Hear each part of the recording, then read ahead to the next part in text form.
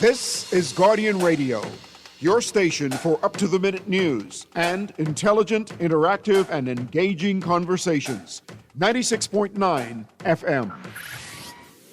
The views and opinions of the hosts and guests are their own and do not necessarily reflect the views of the management and staff of Guardian Radio.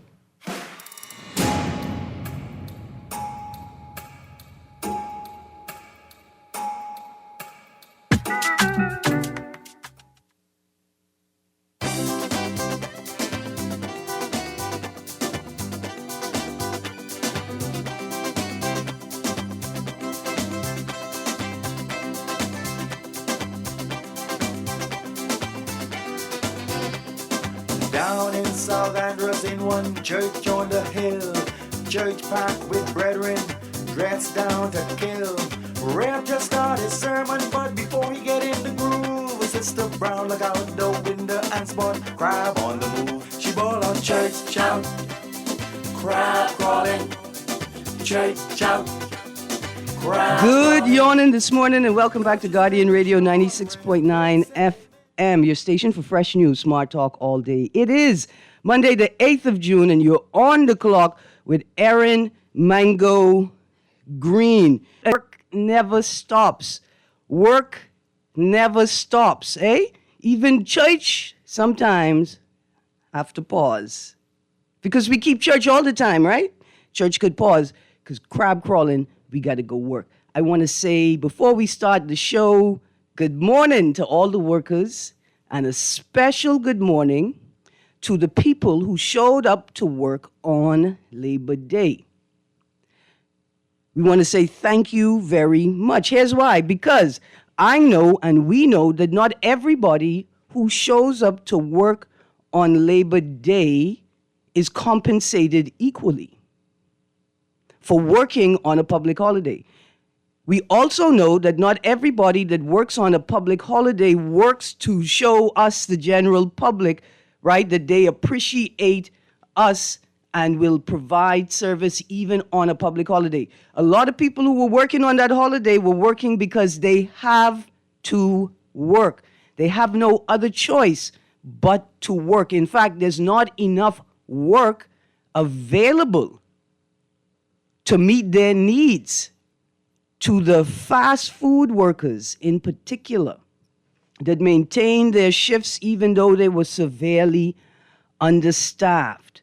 Thank you. These are primarily young people that have to work if they are going to put money in their pocket. They just have to work, right? I want to say thank you to the customers. I walk into plenty places and walk it out. But what I didn't hear was customers grumbling or carrying on bad. I mean, I walk into one fast food restaurant and it looked like there was about 40 people waiting for their food. But they weren't grumbling, at least not when I walked in. And I want to say thank you for that. Thank you for not giving the workers grief about a poorly organized shift, because workers don't organize the shift. I want to say thank you to everybody who worked on Labor Day. I don't know if I'm saying thank you to the politicians, though. Not yet. But by the end of this show, I can figure out if we're going to say thank you to the politicians. Now, headlines and stories. But I got a caller on the line. Let's go to the first caller, producer. Good morning, caller. Hey, morning, Miss Green. How you doing? Good, thank you. How you do? Boy, for double time, I'd be happy too. I wish I was working on Labor Day. The question is, the double time, that's the time you're supposed to work. But the question is everybody getting double time according to the law? I know. You got to be a special type of stupid not to know you get double time on holiday.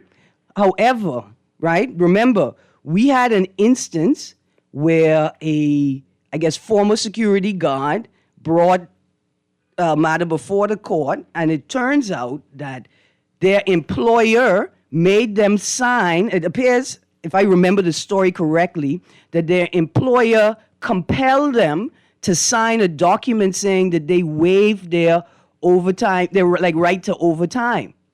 That's right? possible? No, the court said you can't do it. The court said you No, can't waive that. because that's illegal. But not everybody understands the law. Not everybody knows that part of the law, and not everybody, even if they know it, they don't necessarily understand it, right? Rain. That's why. Once you're behaving right, one thing we know is all it is. We know public holidays, we know overtime. You know when it's where you could put across a black Bahamian, overtime pay. That ain't happening. And it's happening because there are a lot of young people that don't available to them to challenge their employer when they suspect that there's a breach of the labor law. There are lots of young people, particularly young women who are raising children on their own, right? Who are so panicked at the thought of losing this job I just get that they're going to go along with anything. Now, here's the third case, right? And I think this is very important for us in 2026. I know that the vast majority of people who have insurance in this town only have insurance through employment. They would not, you still there, caller? They would not be able to buy an insurance policy outside of their employer. There are people in like sort of semi-senior and senior positions that have insurance policies right now that provide coverage for like juvenile dependents and maybe geriatric dependents as well, right? They can't get that type of insurance as an individual policyholder. So there are a lot of people who are working and are not challenging obvious breaches in law because they do the risk of losing the job and the insurance that comes with it. In fact, I want to say that it's perhaps we do have a culture that is resistant to the implementation of new laws. Producer, let's prep the caller. I come in now. A culture that's resistant to the implementation of new laws like the Whistleblower Act, right?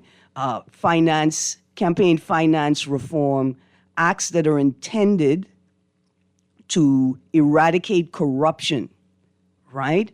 And ensure transparency in spaces. The culture is rooted not in this sort of, man, I's a pirate, I don't care. You break the law, I could break the law. I don't see it, right? The culture is rooted in the understanding that if I lose this job, I could lose everything. And the everything is health care, health coverage for myself and my and my dependents. Let's go to the phone line. Good morning, caller. Thank you for your patience. Hey, morning, Erin. What's up? Everything's good. How you do? Man, Erin, I love you. I love your shows. Now, and I can tell you what is the biggest trap too. I work with Bahamian bosses and foreign bosses. Mm-hmm. You see those applications? Mm-hmm. Remember you mentioned with the single mothers? Yeah.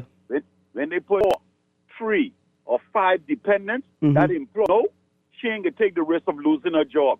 She's going to work the hardest. Mm-hmm. She's going to work long hours because just what you said. In her mind, she's job because she got 5 kids. The baby daddy ain't doing nothing. So, yes, single mothers do get the brunt of indeed working all these long hours for little or nothing. Because so that's why from ever as young, I'm Erin, Mm-hmm. I never put I'm dependent. Because some of these employers, they use that dependent as they say, you better work or your kids can suffer. Mm-hmm. So, Erin, if you have an opportunity, man, to do more shows on employment, so yes, a lot of young people do not know their rights. Understand me? And like the gentleman say, anywhere in the world, an employer supposed to waive off no overtime. But it's happening, Erin, Mm-hmm. especially to our young single mothers.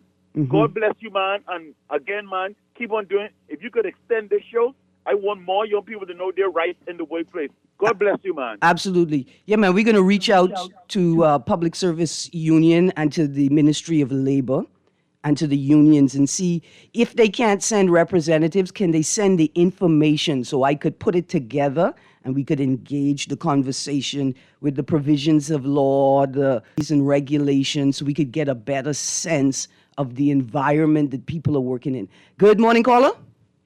Good morning. Good morning. How you do?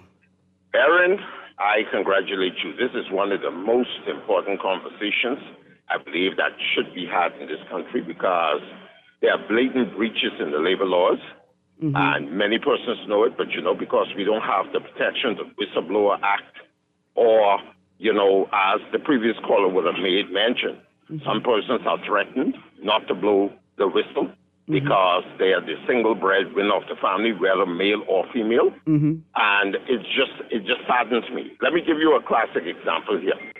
You know, many persons appear to enjoy pointing fingers at the employment of the foreigner in this country, but we have blatant atrocities of our own Bahamians against Bahamian workers in this country. And it seems as if, you know, the general perception out here is that with a lot of these breaches, because of the connections we have in this country, it seems as if even when you go to the Department of Labor, for instance, to lodge these complaints, it seems as if the feet are being dragged to do a whole lot, to do away with a whole lot of this stuff. Let me ask you this. Yes, sir. How can you terminate a person and do not have their pay available, especially if it's without cause? How is that even possible? Shouldn't that person not collect their salaries and outstanding payments from that employer upon their termination, especially if it's without cause? You know, and then you talk about signing waivers of overtime. In law, there's the statute there, whereas if it's a regular overtime, you get time and a half. If it's a holiday, you get double time. And yet these breaches, if you listen to these workers, they'll tell you that these breaches are going on, but when they go to get the help to do it, it seems as if there's a pushback. And then my last point here is, you know, the talk of fighting these cases in court. Do you realize that the money that you're fighting for, and you got to pay lawyer to go and put these cases before the courts, that money that you're fighting for is now either split, is gone based upon what it is that you're trying to achieve. There is so many drawbacks with our labor laws in this country. I believe that these Labor Department people need to go into each one of these businesses and actually talk to the workers and hear the horror stories of the atrocities that's going on. Like just how we you gotta fix this problem, Erin. Absolutely. This is too widespread. It is too silent, and people are afraid because they don't want to lose the little bit of money that they are receiving. They do not want to sacrifice that when they have families to feed and bills to pay. But thanks for taking my call. I'll continue to listen. Absolutely. So, Youth Labor League, Women's Labor League, right? Last week, as we ended the show, walking into Labor Day, I ended the show saying that cooperatives and volunteerism are the future of labor in the country. Here's what I mean, right? We need a Youth Labor League, a team of lawyers and advocates, right, who will support young people at the age of majority as they turn 18 and they enter the workforce, right?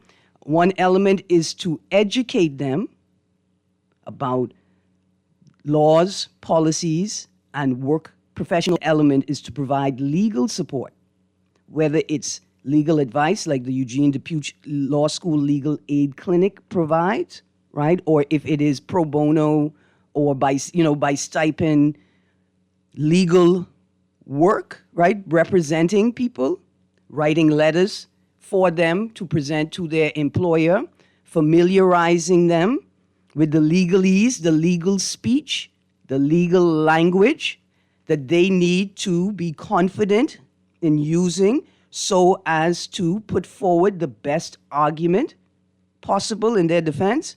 We need one for, I want to say women, right? We need one for vulnerable people, women in that category. I can't tell you the number of WhatsApp messages that have come through my phone, right, that are voice notes being shared of employers talking to employees, or women detailing what their employer has told them. Young women who are looking for part-time work, they're looking for quick work, or they're looking, right, like they're not academically inclined. These men then be telling them, if you're not willing to give up, you're not willing to have sex with your employer, why am I even entertaining your application? And people feel comfortable telling potential employees these sorts of things. Let's go to the phone line. Good morning, caller. Hey, good morning, Erin. Mm-hmm. Good morning. How you do? Yeah, Erin, man. I believe one of the strongholds what we really have to advocate and fight for in this country is the freedom of information. Aaron, because everything what you said, right? I'm talking about the day again, right? Is that the Beeman people, we don't have no satisfactory desk or location that we could go and get and come and make a complaint that we could sit back and see it was carried out in this country. You know what I'm saying? Because all of our problems, every problem I see we have in this country, right, Erin, is simply because there are no accountability, there are no consequences, right? And there's nobody to complain to. I call it an administrative crisis. Let me tell you what I mean. In 2024, I had to go into theater for surgery, right? And I walk in through the public healthcare system essentially for the first time. And you could see I little special, I on the spectrum. I have plenty questions. I need to be able to understand what's happening. I need to understand the language so I could advocate for myself, right, effectively. And I almost get kicked out of the hospital because I'm asking for information. And then when I tried to make a complaint, right, about the way I was treated, name badges around, all, right? So, like, I feel in you. Let's go on the other side of it, right? We got, because I can go through these BPL stories today, from Cat Island Rake and Scrape Festival canceled, right, due to no electricity, to the story that came out, I think, Thursday, BPL rates 5 times higher than the rest of the region, right? Here's what was the most interesting part of those stories that were not attached to those stories. On the internet, people been not complaining, they've been trying to figure out how to get information about the power outage they're currently experiencing. And here's what people were saying. When they call BPL tell them, man, you get called Bahamas Grid Company.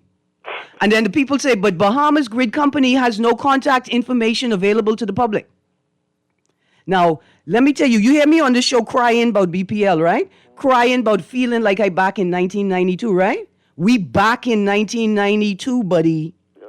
What you mean when I call BPL about the power outage, they tell me, well, we don't have any information. You got to call BDC contact information right there. Well now you're 1,000% correct again, Erin. Thanks for always dissecting what I'm trying to say correctly, right? Yeah. Because at the end of the day, that's exactly what's going on in this country, and until we the Bahamian people could get, we need not to be mad no longer at the politicians, right? Because if you don't have eyes to see, this is clearly their strategy, right? If we don't get mad with ourselves, right, right, to the point that we are not supporting what we what is being they showed us time after time, we ain't looking for no change. Because if I'm a politician and I doing good in this corruption, I just reached the higher heights in this type of atmosphere, why would I be interested in changing it? Yeah. If things working well for me, why would I invest in changing it? Have a nice day, Erin. Yes, sir. The lack of information, right? The lack of information leaves young people in particular unable to navigate the world around them. Here's what the problem is. The problem is then that they are not maximizing their sort of economic potential because they can't see where money can be made or what they need to do to make money in that space, right? That's why whenever the government sets a new policy in place, it's important for them not only to tell us what the policy is, but to give us the rationale behind the policy. Where does it fit in the broader environment? What are the sectors and industries that it affects? What are the potential spaces that will be opened up as this policy operates? And how do I prepare myself or my children to participate in it? Right? Let's go to the phone line. Good morning, caller. Good morning, Mrs. Green. How you doing today on this beautiful Monday morning? Good, thank you. You know, Ms. Green, one thing I admire you for, you don't just stick on one topic, just politics all the time, every time. Some people, that's what they want to talk about every day. TLP, F&M, every day, same topic, same row. We need, like, not the last call, the one before. we need to try and explain to these people in the Bahamas about how delicate a position this country is at this time. Mm-hmm. We got these people, we call them foreigners, Haitians, illegal, whatever it is. I have a helper today. He's down here to help me. He has a work permit and everything, proven. Mm-hmm. He comes in the morning before I wake up. He's sitting on my patio. He comes all the way from Falkville down here on Trinidad down Highway. Mm-hmm. How he get down here, I don't know. But he out there, Mr. Fountain, Sparky, yeah. What you want me to do today? But he can wake from 7 o'clock in the morning till 2 o'clock. He could go around the corner and wait from 2 to 5 to another yard. That's $200 in one day. Mm-hmm. And you know they don't necessarily go to church. They work. Mm-hmm. And he can make $1,400 in a week, keep half, send half home to his girlfriend and his 2 kids, and save money. He living all the way in Foxville. Our Bahamian young men coming out of school don't realize what you talk about, this education, all done. They want to play in school, play basketball, then come out, can't find what you call a quick job or something. They want to sit on the bar, drinking Click and Hennessy and Red Bull all day while the Haitian or the Jamaican them making money, sending money back home, living here better than them. And they don't want to move. In the near future, people like me, only thing I do, I don't finish paying my mortgage, I can maybe leave a home and a piece of property for my descendants. The children of today, they ain't going to have no property. They ain't going to have no home. They get them 50 and 60 years old renting. And now the rent going up from 500, 600, 700. They say rent now. You're competing with tourists. You're competing with tourists in your own country for a place to live. You're competing with tourists. What is the... Okay, so I think I come to you right now, caller. Just segue in from what Sparky said. I think that we need to have this conversation about the era, the impact of the drug era, the culture that evolves from the drug era. Because here's why. Our young people have expectations that are not grounded in the present reality. They are grounded in a past that we have glorified without properly exposing to young people the bones of that era. Good morning, caller. Thank you for your patience. Yes, good morning, Erin. Tamarind, Mango, traffic's are green. Yes, sir. Oh, I get something about traffic. Yeah, but listen, Erin, yes. Sparky is partially right. But Sparky, you have to realize that, when we say these narratives against Bahamian young men, I live in the inner city. Most of them are predominantly Haitian Bahamian background anyhow. Mm-hmm. So they're all sitting around the bars. That's how pathetic our lives are becoming, which we are so pathetic and so disenfranchised. We get excitement and we get enjoyment from watching rich people and other people's lives. And it's sad to say that spirituality is out the door, in which the Negro lives is just limited to just trying to achieve a house, a car, and some materialism. Plantation life. Yeah, so imagine the caveman who didn't have these things, but he still had it. I don't know which one is better. But for me, I wanted to just highlight a few things as relate to this labor dilemma that we're having in the country. I spoke with my niece. She's relatively young. She's about 19 or 20. I mean, she works at a famous hotel, but they for holidays. Mm-hmm. So I had a conversation, I remember back in the days. I'm so sorry that I called before Jeff, because I can't remember, but I know we used to be paid double time for holidays, and at one time I think I remember getting paid triple time for overtime. But I was going to ask. Overtime, they only get time and a half. So so with the future generation, they wouldn't know what is expected. Mm-hmm. You see what I'm saying? And so even as relates to me, a dilemma I'm in is that I could have received my pension fund from the hotel at age 55. I'm 62 in August. So what I'm saying is they told me that Coops & Co., Roy West, was to give us statements every year. So I had maybe about 17 or 19, about 19 credits. And so it would equal a certain amount of money now. I went to the union to get the money from 55. They're giving me problems from there, so I'm 61, going to be 62. And they told me that I need to get, the lady asked me to show her the printout with my credits, but I went to National Insurance and got a KYC or whatever, employment itinerary, or all my employment years.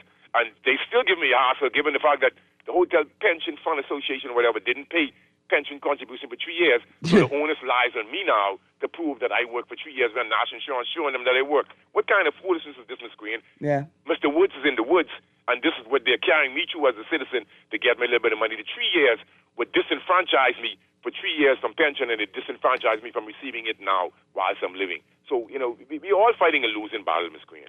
Give thanks. Absolutely. Thank you very much. I looking up the Bahamas Constitution preamble so I could read that part about deprivation of labor.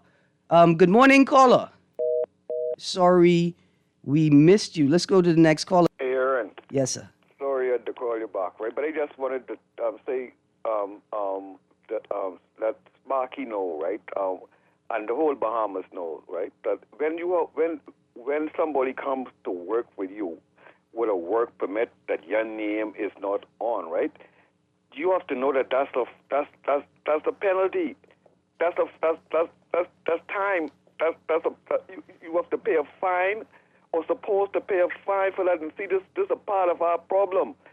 We have people in our country who have work permit, and using the fact that they have a work permit that I didn't give them, but they're working for me.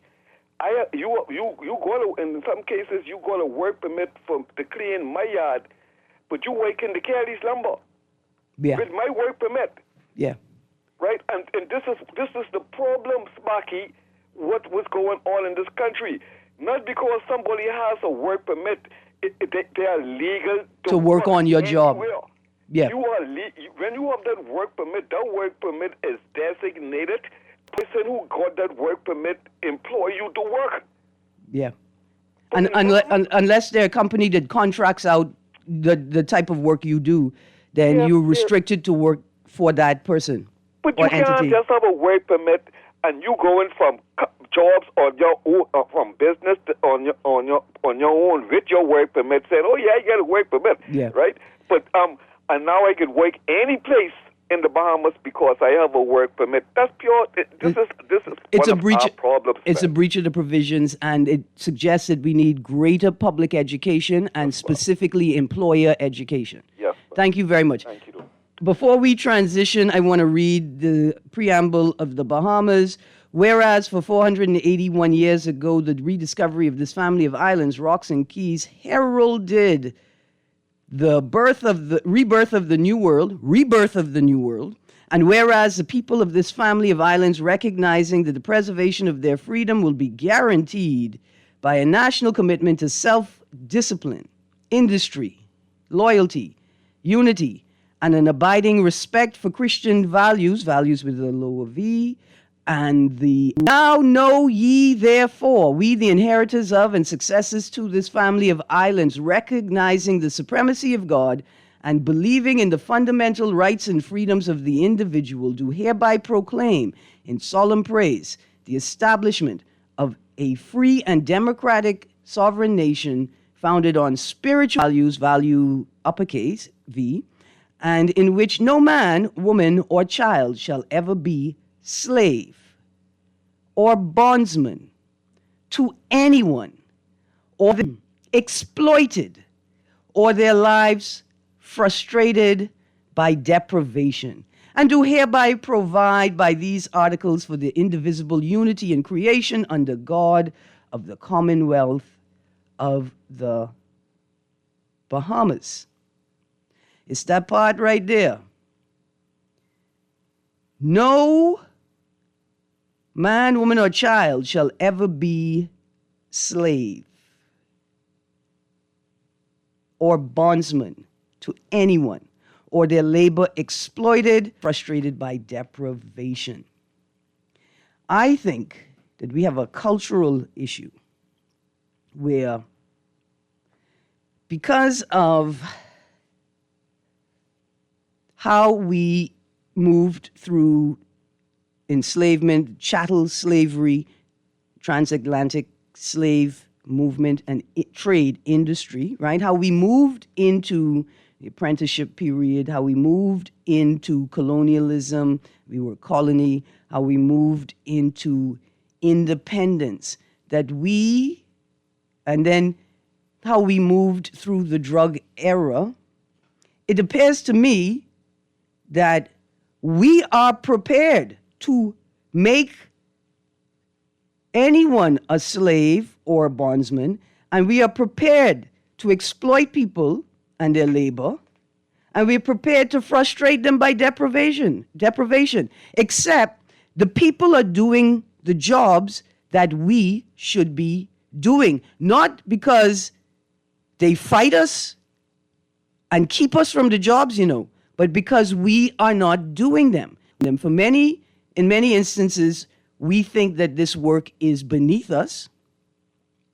And in many instances, we know that we will not be properly, adequately, appropriately compensated for the work that we are doing. But I, for one, ain't gonna be nobody's slave. Let's go to the text line. Morning, Ms. Green. It's apparent that the status quo don't want to be transparent. Here's a text. If I work Thursday, Friday, Saturday every week, if Friday is a holiday, I get double pay. I only work 3 days a week. No, not as a part-time worker. Not as a part-time worker. That doesn't count. Here's a text. Good morning, Ms. Green. How can we deal with these managers who see doing several positions as just doing different things for 8 hours? Right, so you need to, when you sign your contract of employment, you must demand a job description. Right? You must demand a job description. We talk about exploiting people. If you ask an employee to do something that is outside of the scope of their job description, they should be compensated outside of the scope of their normal pay package. See, that's why I keep asking, why are senior public servants, senior administrators, whose pay already reflects the level of responsibility attached to the job, why are they receiving a responsibility allowance? See, I need to know the why, so then if it is what I think it is, we could then go forward and say, if these senior administrators are being paid for work that happens outside of the scope of their job description, they're getting paid outside of the scope of their base wage, why aren't you ensuring that nobody else or that everybody else is treated the same way by their employer? Let's go to the phone line. Good morning, caller. Hello. Good morning. Oh, good morning. I just wanted to clear up that what has legal status, not a work permit. But permanent residency. Status here. Yeah. And I understand that, right? Once you've achieved permanent residency, yes, then you can seek out your own employment. Correct. Yes, correct. Ma'am. Absolutely. Thank you very much. You're welcome. But tell Sparky when talking to him, he always sparks, and his conversation spark an opportunity for us to make the distinction. Yes, definitely. Yes, ma'am. Okay. Thank you very much. Right, so there is a category of migrant. They get permanent residency, and then they can set out for their own employment, set the terms of their own employment. There's another text also. Oh boy, here we go. On Thursday, the text says, on Thursday, I said something, quote, is seriously wrong at BEC, close quotes. I tried to pay my bill online, but couldn't. BEC support told me the service was down. I said, when is it coming back up? They said, it's been down for weeks. You notice how they answered the question? I went to Cash and Go. They told me BEC system is down. Same question and answer. Down for weeks. I went to go top up at a BTC, at a store that had a BTC setup. And they told me to top them up yet. Here's another text. I was told I had to, they're continuing. I was told I had to go to their office to pay.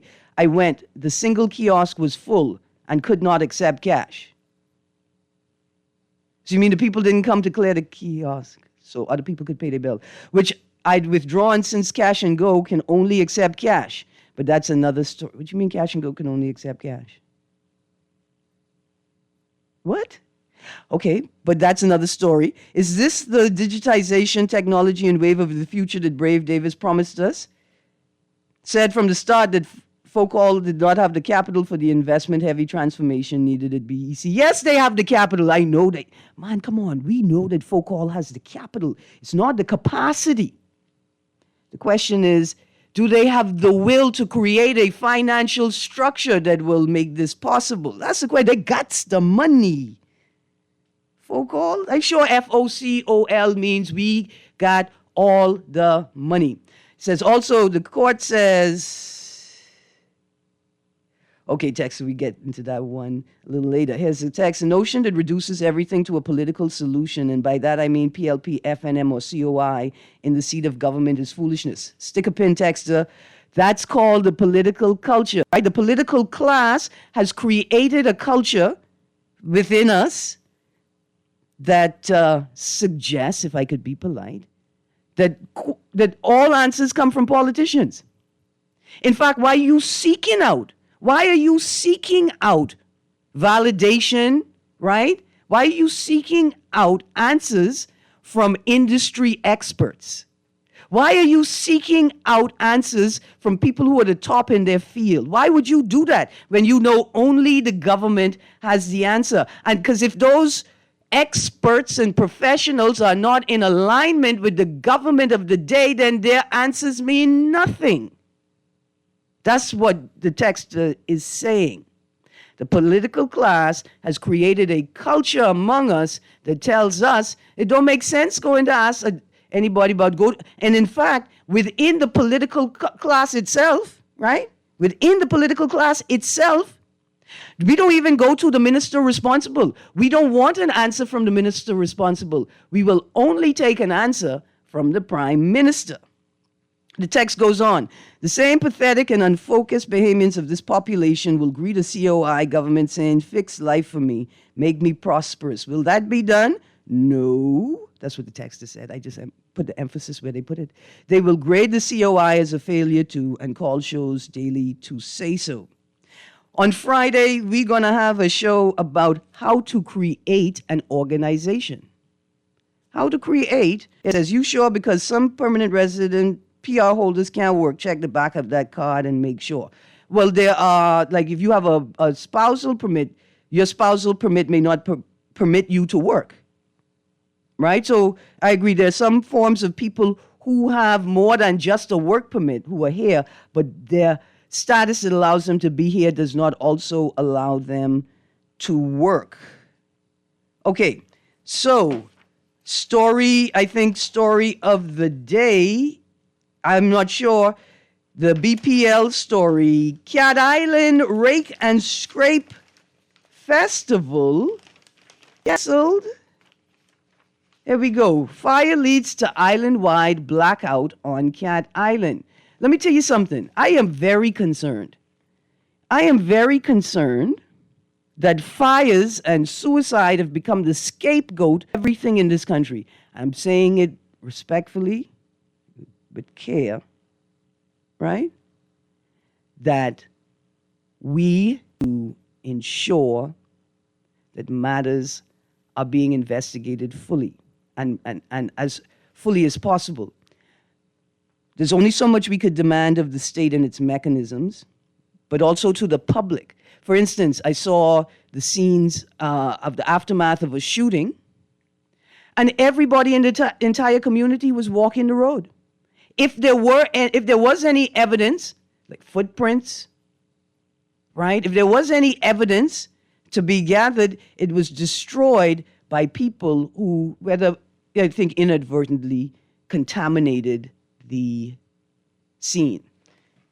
A fire at Cat Island's power station led to an island-wide blackout on Saturday night. BPL said the fire took place at 7:42 p.m., impacting one of the station's generation units and leading to a loss of power on the entire island. This is not the same Cat Island. All weekend, I've been watching, floating through my phone, videos of the Prime Minister in Cat Island.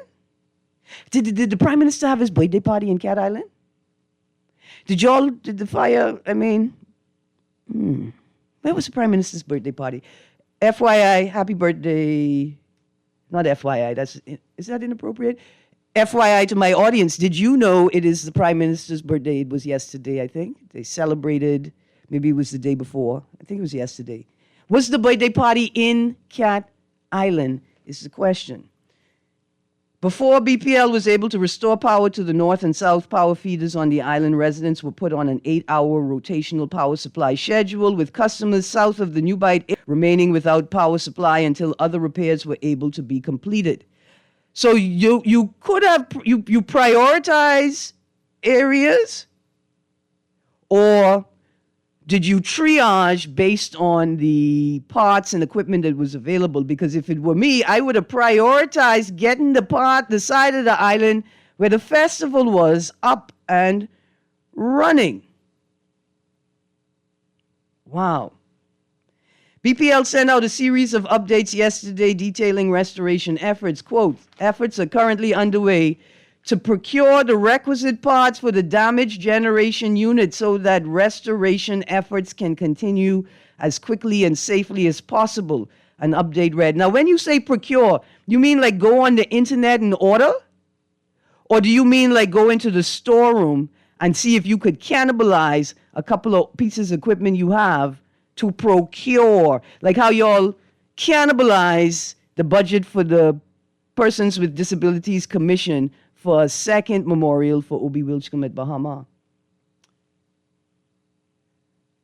As of Sunday evening, BPL said that power had been fully restored across Cat Island as of 6:14 p.m. Quote, we apologize for any inconvenience caused and thank you for your patience as the team worked safely and efficiently to restore power.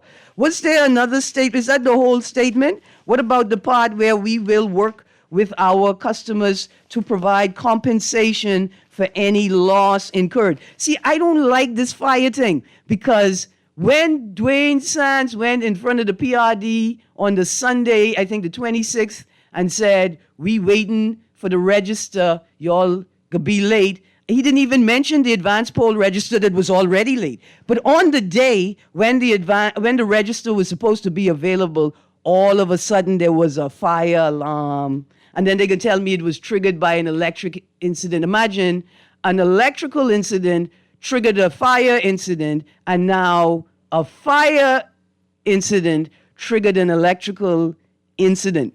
Anybody seen the commissioner of police? And the fire, is she guarding the fire trucks? I don't know. I want to go to the Tribune for the second article. BPL blackout disrupts Rake and Scrape Festival. An island-wide blackout that struck Cat Island during the Labor Day weekend left vendors counting losses and disrupted one of the island's most important annual economic events, with one business owner describing the outage as a quote for those who depend on the Rake and Scrape Festival to earn an income. Stick a pin there, right there. I see what the problem is. Isaacs, I see what the problem is. Right here in these first two sentences, right? Cat Island Rake and Scrape Festival is the pinnacle of rake and scrape in the country. It is the festival. It is the number one. All them concerts you put on at Breezes, the concerts you put on the cruise port, the concerts you put on at Atlantis, they mean nothing. Cyndi Lauper was here. I could be honest with you all. I grew up with Cyndi Lauper. It means nothing to the Cat Island Rake and Scrape Festival. It is the biggest rake and scrape moment in the country. It is one of the biggest and most successful tourist events in the country as a whole. You see what I'm saying? This isn't just a tragic moment for those who depend on Rake and Scrape Festival to earn income in Cat Island.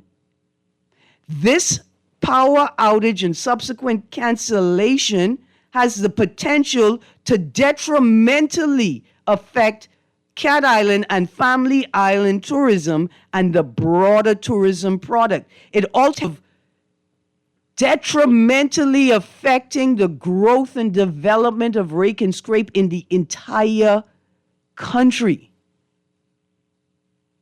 Vince McDonald, owner of Curly's Beach Resort, said his business was able to weather the outage thanks to emergency lighting and an established customer.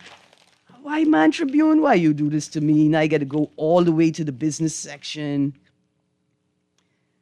Customer base, but many festival vendors were not as fortunate. Now, somebody said to me that, well, not to me, they said in the space I was in, that any festival organizer knows you cannot rely on BPL. There's not enough laughing.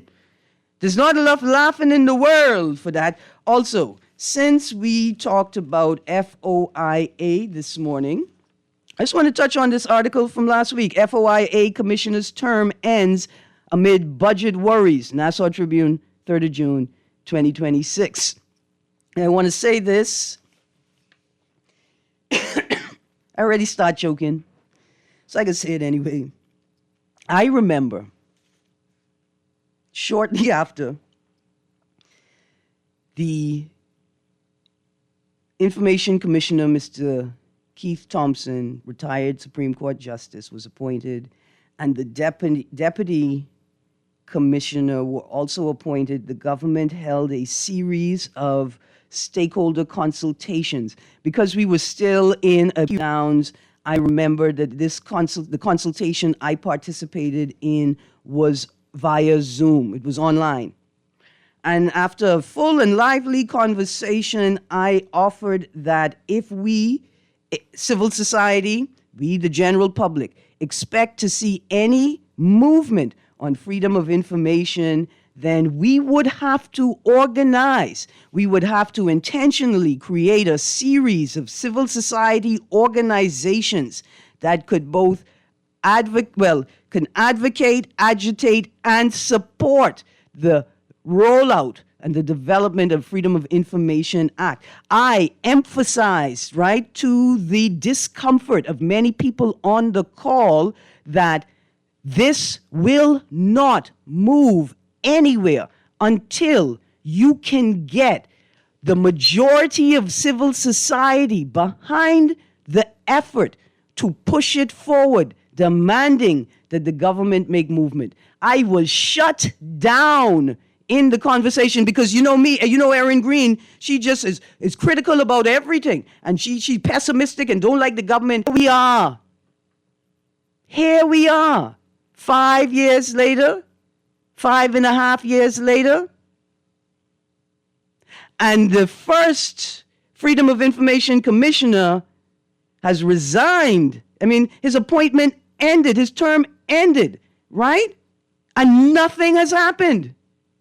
The 10 entity pilot project, where they're going to roll it out in 10 different agencies and ministries, nothing has happened.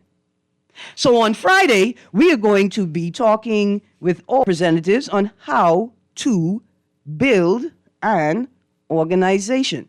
I think it will be an interesting and helpful discussion. Now, as we roll out the last few minutes, check the text line. It says, Cash and Go no longer allows you to pay bills with your debit card. You have to bring cash. I don't know why the, quote, we're digital, close quotes, and, quote, we're cashless, close quotes, banks take 50 years to process digital transactions. The vendors want to charge for debit card use because their bank fee is so high.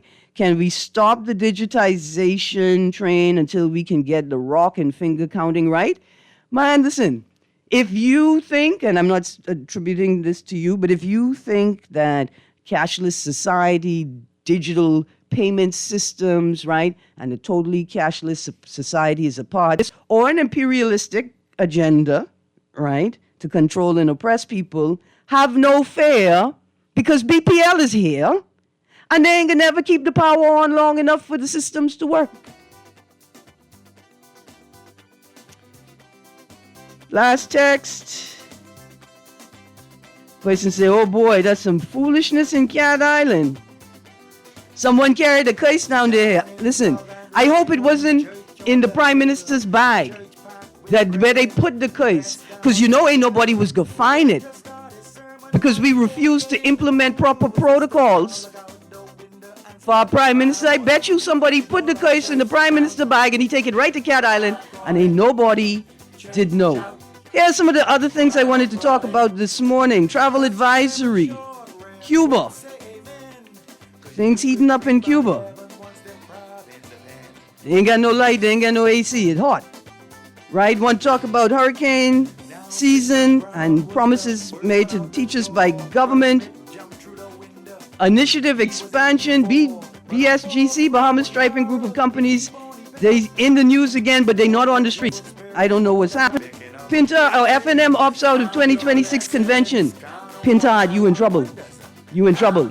But as we end the show, I want to say thank you to Mr. Mark Johnson that found my phone and held it for me until I got to him on Labor Day. Thank you for working with me. And you guys, don't forget, we are all joining the Hope Walk 2026 with the Jeannie Dean Caring and Sharing Cancer Support Group. Saturday, June 13th at 6 a.m., we meet at Goodman's Bay Park. Walk in honor of a survivor, in memory of a loved one, or simply to support those facing cancer today. And if you are living with and surviving cancer, we walk in for you. You come walk for yourself. You guys have a great day. Guardian Radio AM with C.A. Nuri is up next. He was stuffing crab down that black Roboni back. When them crabs all over yonder, when them crabs all over yonder, when them crabs all over yonder, when them crabs all over yonder, I'll be there. I let the say. Put more money back in your pocket with the Fidelity Debt Consolidation Loans. Reduce your monthly debt payments down to one low, easy payment. Apply for a Fidelity Debt Consolidation Loan today. Call 356-7764. Fidelity, we're good for you.